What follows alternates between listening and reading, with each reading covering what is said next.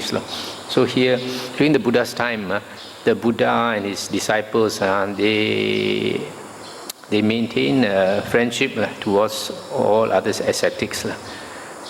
They don't look down on them or anything.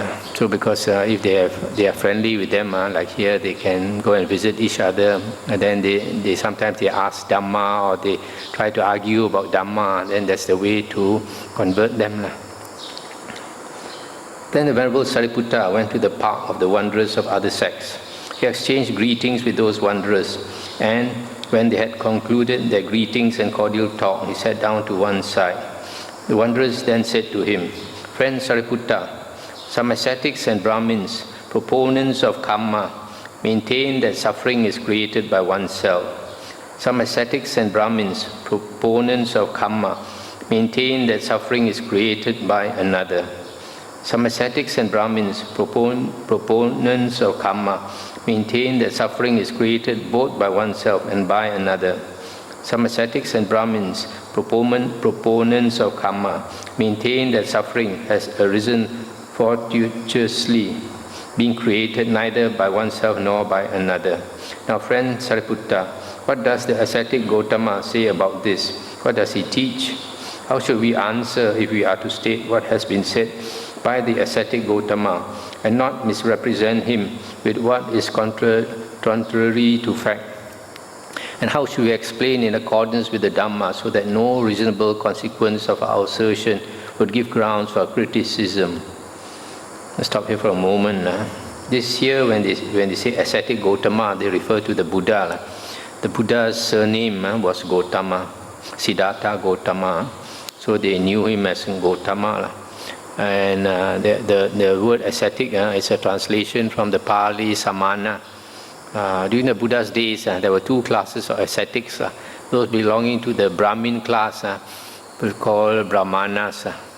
Nowadays we call Brahmins.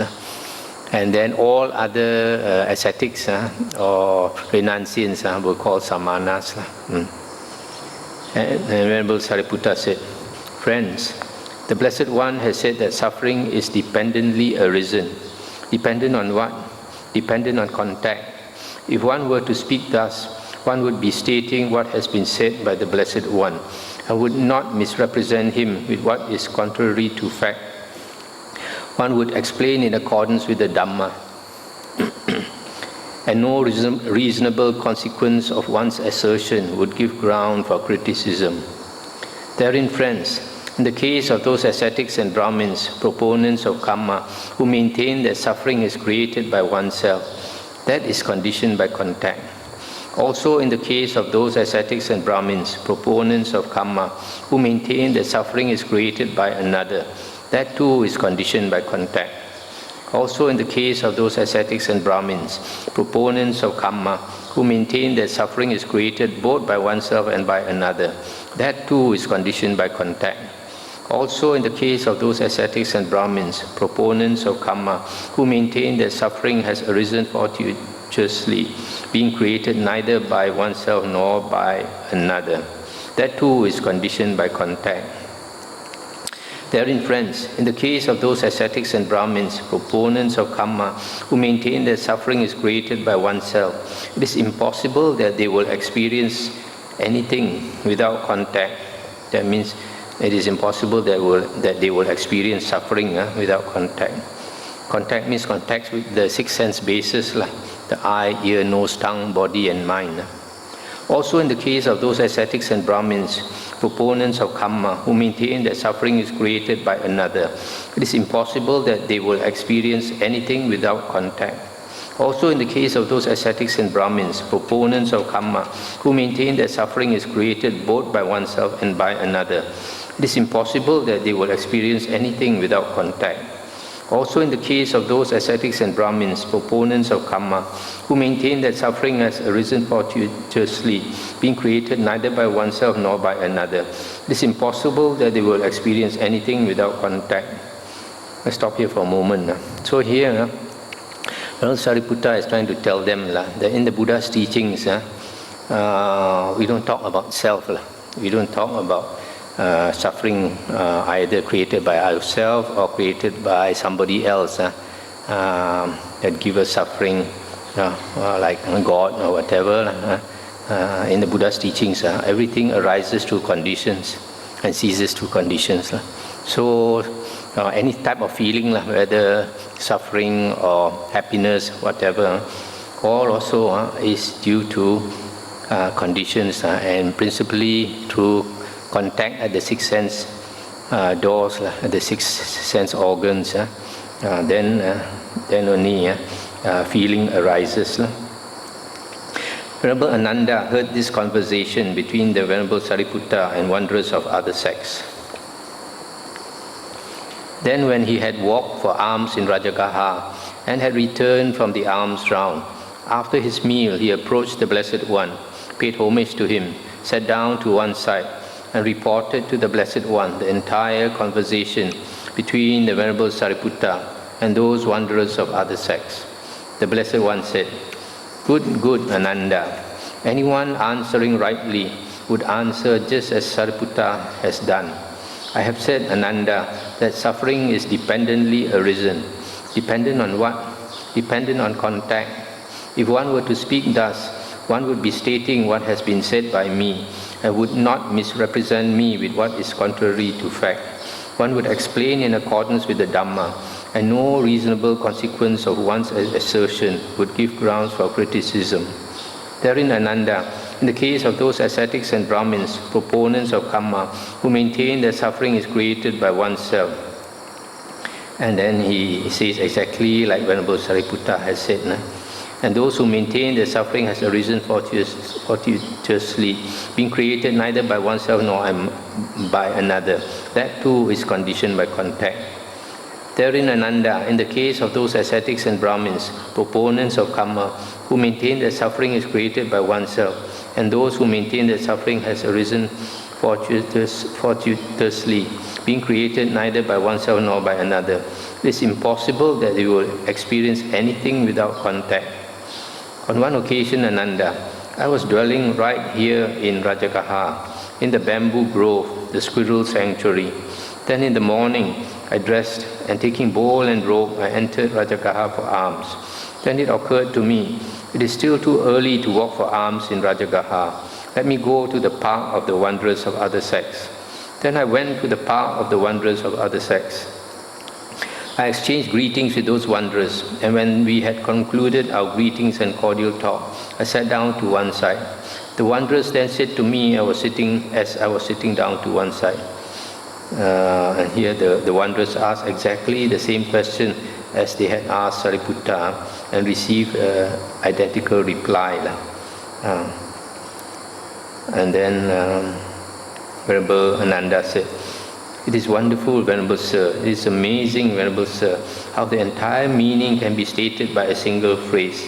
Can this same meaning be stated in detail in a way that is deep and deep in implications? Then the Buddha said, well then, Ananda, clear up that same matter yourself.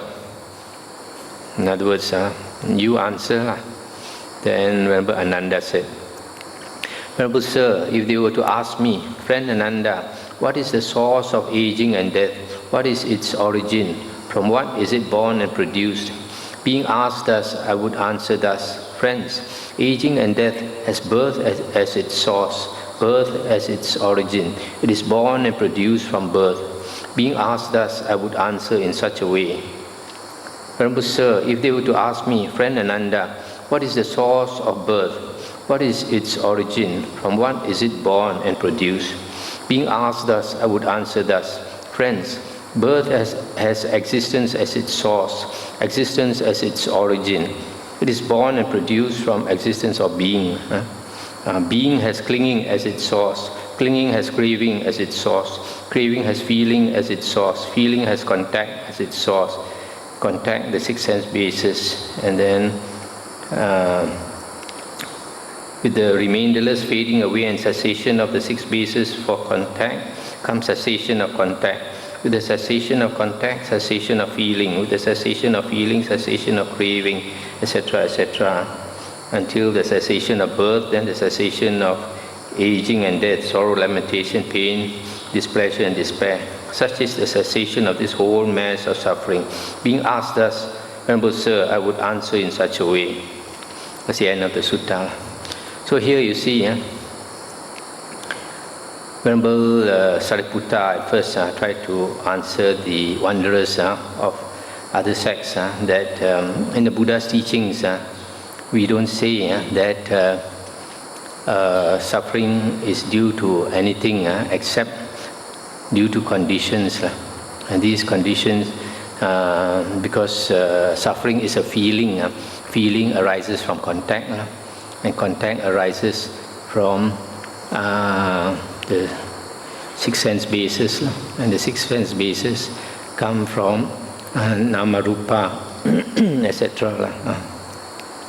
So remember Ananda at the end also said that if they were to ask him the source of aging and death, then he would say aging and death or suffering as birth as its source, and then birth has being as its source, etc. So this reminds me, sometimes we say somebody died, we say, oh, what was the cause of his death? Some people say, oh, he died because of cancer. Some people say he died because of old age. Or he died because of now the swine flu and all that. But actually the real reason we all die is because we are born. Because of birth, we have to die. Whether there is swine flu or there is no swine flu, we still have to die. So in the same way here, remember Ananda says, don't ask whether we created the suffering ourselves or somebody imposed suffering on us. It's not. It's all because we are born into a world that is a world of suffering. Of course, this world is also a world of suffering and happiness. Sometimes we experience happiness, sometimes we experience suffering. But the world is such, however much happiness you experience is never enough. Right? You are never satisfied. But when suffering comes, a little bit, oh, you can't stand it. It's just like if you are given a delicious bowl of soup to drink, just put a bit of shit inside there, a bit of excrement, a very little tiny bit, and then you don't want to eat you don't want to drink the soup anymore. So in the same way, because this world is suffering, so when we are mature enough, then only we realize that we want to get out of suffering. 12.25. That's Savatthi. Then in the evening, the Venerable Bhumija emerged from seclusion and approached the Venerable Sariputta. He exchanged greetings with the Venerable Sariputta, and when they had concluded their greetings and cordial talk, he sat down to one side. Stop here for a moment. Here you see, in the evening, when Venerable Bhumija emerged from seclusion, he approached the Venerable Sariputta. You see, during the Buddha's days, the monks sometimes, like they go into the forest to meditate. There might be 2 of them, or might be 3 of them, or might be 4 of them. So they go on alms round, then they come back, they eat their food. Then they each go off to a secluded spot to be alone, and they practice meditation. And then the whole day they will be meditating. But when the sun goes down, when the sun sets, they all come to the most senior monk. They come to the most senior monk and they discuss Dhamma. They have so much respect for Dhamma that every night they will discuss Dhamma. Even though they are Arahants also, they still discuss Dhamma. Because of respect for Dhamma. So in this case, the most senior monk there was Venerable Sariputta. So Venerable Bhumija came to him. And Venerable Bhumija said, "Friend Sariputta," this friend is a translation for Avuso. During the Buddha's days, the monks called each other Avuso. You can translate it as reverend, or you can translate it as friend. Friend Sariputta, some ascetics and Brahmins, proponents of karma, maintain that pleasure and pain are created by oneself. Some ascetics and Brahmins, proponents of karma, maintain that pleasure and pain are created by another. Some ascetics and Brahmins, proponents of karma maintain that pleasure and pain are created both